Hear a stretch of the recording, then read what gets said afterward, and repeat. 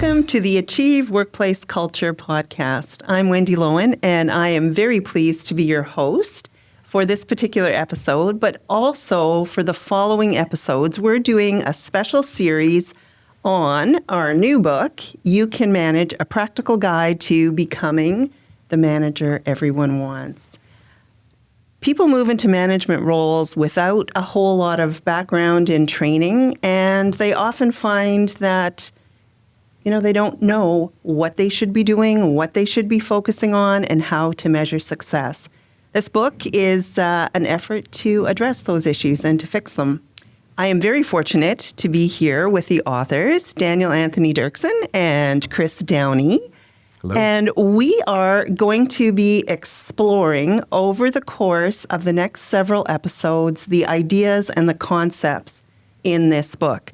So to start us off, I am very curious. You've taken a lot of time, you've reviewed a lot of research, and you've put this down into a book. So why this book and why now? Oh man, yeah, the book is for managers, but honestly, what we're talking about is so much bigger than being a manager, right? We're talking about organizations, the health of organizations, the health of the people inside the organizations, and work in general, in the place that it has in our life. A manager stands at the center of all of that, but we've often talked about work just gets such a bad rap in most people's vocabulary. It's a necessary evil. You got to go to work, right? Go to the grind, get the paycheck. You have to work, and I think we forget that we need to work. Right. Work is actually like a really key part of how we live a full and meaningful life, to be productive, to contribute to society. These are all things that are inextricably linked to our mental health and well-being, right? So that's why, research backs it up. I used to work with seniors quite a bit in a previous career, and you see how retirement and the lack of work correlates with cognitive decline, right? And so we kind of recenter this idea that we have to change the narrative that work sucks to work is necessary and can be a really value add to your life. Contrast that to the current situation in which it isn't for a lot of people. That's the problem. Work can be great. Work can be a meaningful part of your life, and it isn't. Yeah. So that's kind of the bigger umbrella of what are we talking about in this book and why did we put it out there? But Chris, what do you add to that? Yeah. I agree. I think simply from my perspective is we've accepted that work sucks for far too long, and it doesn't have to be that way. And all of the numbers, as Dan mentioned, the research, and just beyond even research, what people know to be true, we've accepted the unacceptable for too long. And we know managers are at the center of that. So let's tackle that. So why now? Work should suck and it needs to stop, really simply put. And the fastest way to do that is through building up capacity within with the manager, the people that are responsible for creating those conditions. Yeah.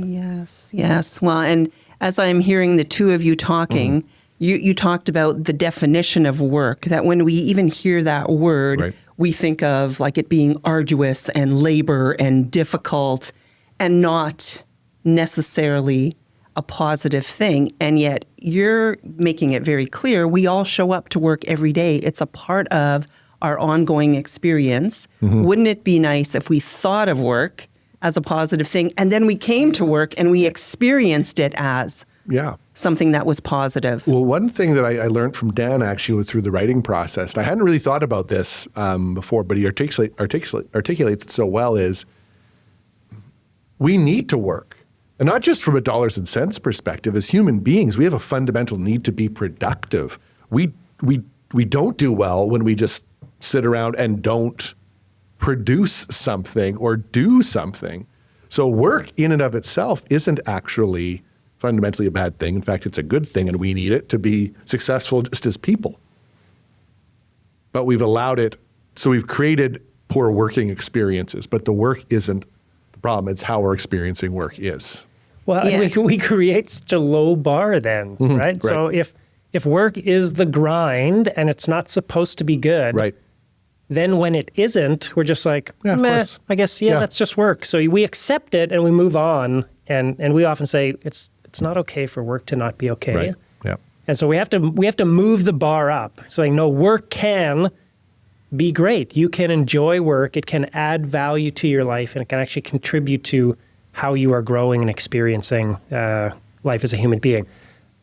That's the bar, right? It's not way down here, it's way up here. And so if we're not experiencing this, then we really do need to figure out what has gone wrong in the workplace and how do we improve it. And that's our premise for this book is the bar is up here, reality is down here, right? It's work isn't great for a lot of people.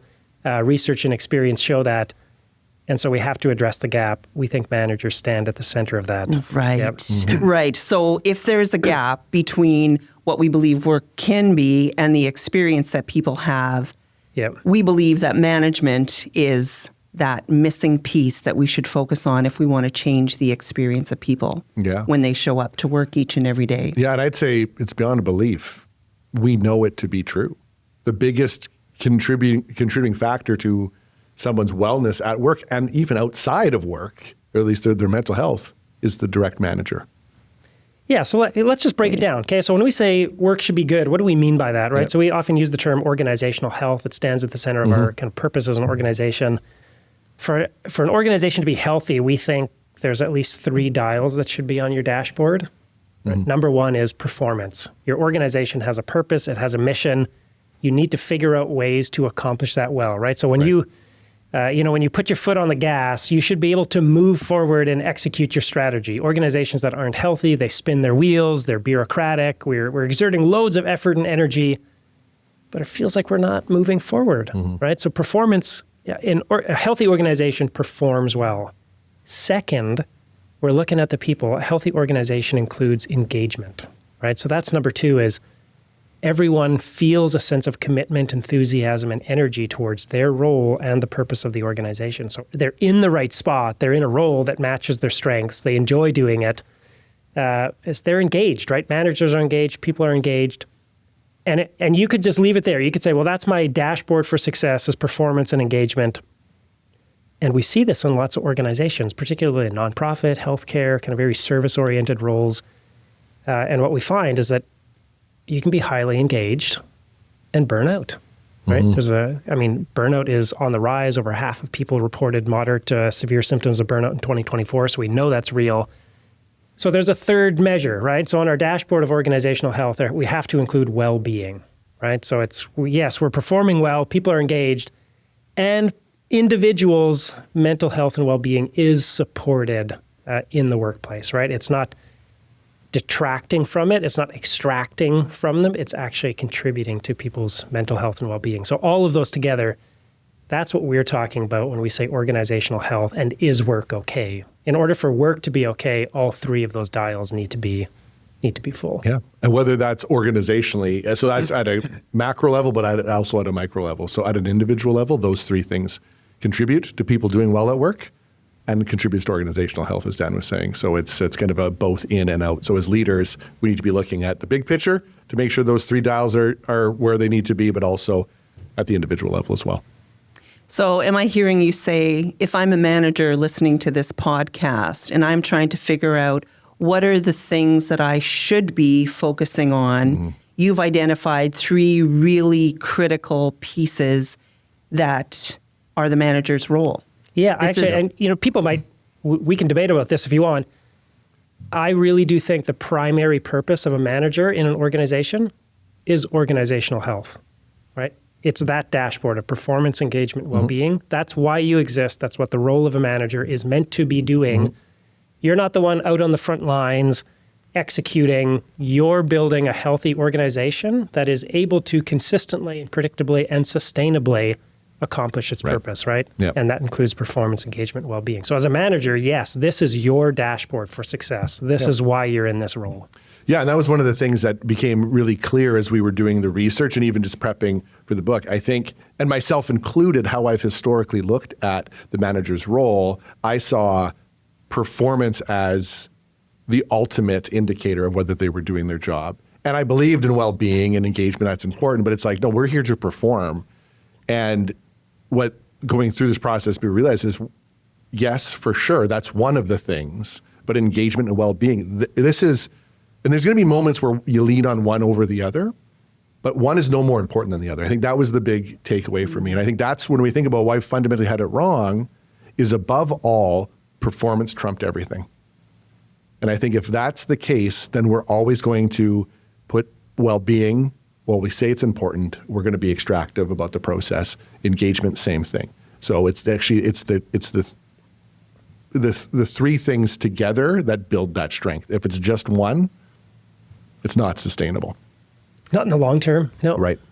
So am I hearing you say a manager's role is, in a way, facilitative? They are facilitating and paying attention to these three elements for everyone on their team, everyone, and I'm going to use the word everyone that they're leading. And I found it very interesting in your book how you talk about the distinction between management and leadership. And I don't know exactly what the words are, but you say, let's not be too precious about it.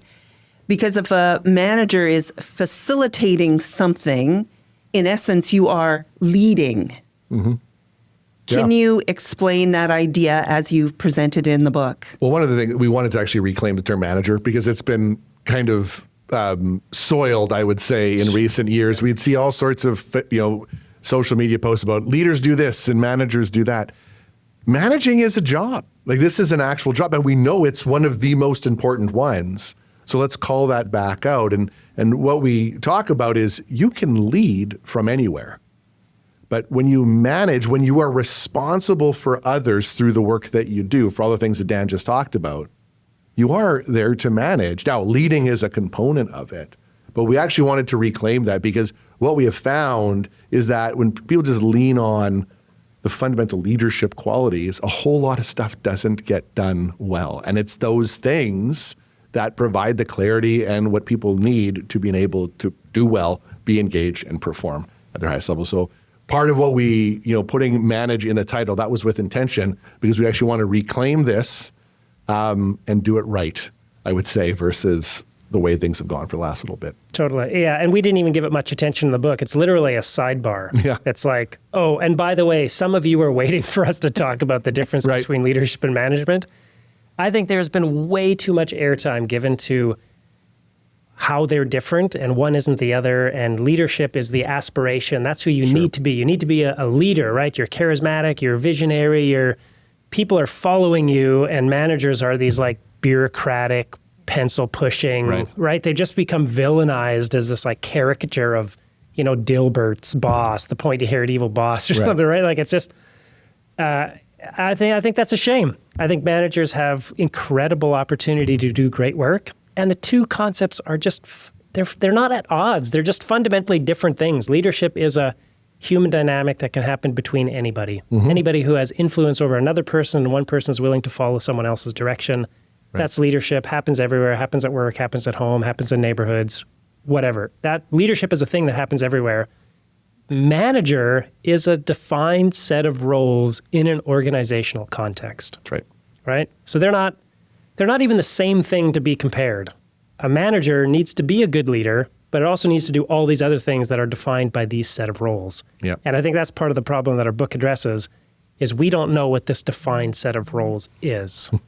What does a manager need to be doing? What is their purpose? How do they spend their time? How do they grow? How do they become better? That's why we wrote it. And we want to redeem the concept to say, this is what you do. It really, really matters. Leadership is a part of it, but honestly, we're not even talking about that. It's okay to just call yourself a manager. Right. Well, and I think you're doing more than just reclaiming the word manager. I think you're elevating so that people who are in a management role really see the impact that they have on not just performance, but engagement and well-being and how critical that is. And we can't just separate the operational tasks from the relational element. You accomplish your operational goals together, through relationship. Well, one of the things we want to be clear about this. We don't want to be piling on the manager, the people that are in there. We know that the people that step into these roles are good people that are wanting to do good work. But as Dan's articulating, they don't necessarily know what that is and what to focus on. And that was one of the things that, much like, maybe we're not reclaiming the word manager, maybe we're claiming it and elevating it would be a good way of looking at it. But one of the things when we set out to do this is so many books are written and we celebrate great leadership and, heroes really as leaders. And from our perspective, the need for heroics is, in fact, we've probably celebrated the wrong characteristics, because if we're managing well, the need to come in and save the day doesn't necessarily exist. So I think, in fact, we encourage managers not to worry about being great, right? This is actually about showing up, being consistent, being committed to doing some fundamental things. And that's good. Be good, and that's pretty great. If we can be good and consistent, we're going to create some really great workplaces. Yeah, being a good manager can be a little bit boring, actually. Sure. Right? Yeah. A good manager consistently creates performance, engagement, and well-being. Yeah. And they do it through the little things. It's Yeah.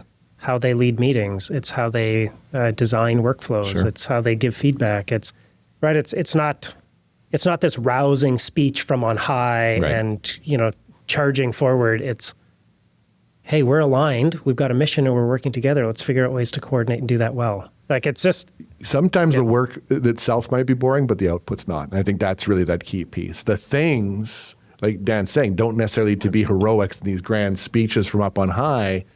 But if you have this influence on how people experience work and they are doing well, they're engaged and they're getting things done, that's pretty great. yeah, well, I mean, you can look at external research, but the survey we did, I mean, we talked to almost 1,000 employees across Canada and North America. And story after story and time again, it's just, this is what great managers do. And it's not the big speeches. It's not the courageous, bold moves. Right. It's they heard me, they cared about me, they made a change, they removed a hurdle for me. Right. Like, it's the little everyday things that makes a manager really great, that in the long term, it's those little things done consistently over time that transforms teams and organizations. Great.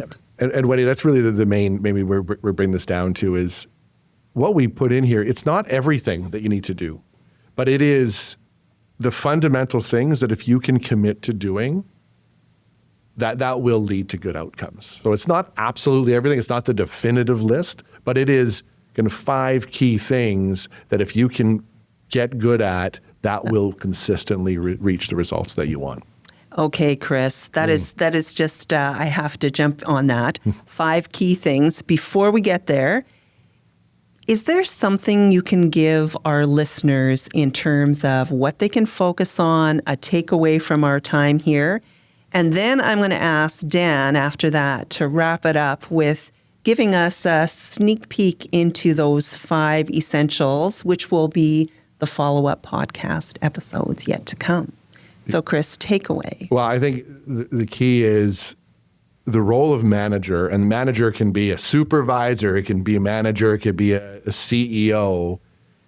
It's a very important role. And when you accept that, because let's be honest, you accept the role at some point, even if you've been voluntold, you've accepted the position, you now become responsible for other people in that position. So what you are actually taking on is responsibility for how other people are performing, how engaged they are, and how well they are doing. So this is not a position to be taken lightly, and this is not something to do in addition to all of the other work. The work is managing, and it matters. The research is indisputable research. So developing your capacity as a manager, whether you are new to the role or you've been in the role for 30 years, as I mentioned, even in this podcast, there's multiple things I rethought, and I've been in leadership roles for over 25 years.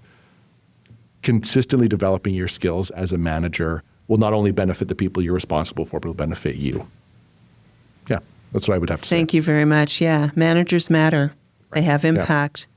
They create an experience of work that can be a very positive impact on people's day-to-day performance, well-being, and engagement. So, Chris, you mentioned that there's 5 elements, pillars, ideas, concepts that are built on through the book. Dan, can you outline for our listeners what are those 5 areas that we're going to be exploring as we move forward in our series? Yeah, so we call it the Essential 5 or the E5 for short. And really it's just how do we help managers get crystal clear on like, what did I just say yes to? What am I getting hired for? And in what areas can I focus on to improve? And so we created this framework really to address the problem that although managers are so influential and important in organizations, they are wildly under-supported, right? So anywhere from 56 to 85% of managers never get any sort of formal training, coaching, or development. It's just, here's your title, here's your job, good luck, figure it out, I hope you do well.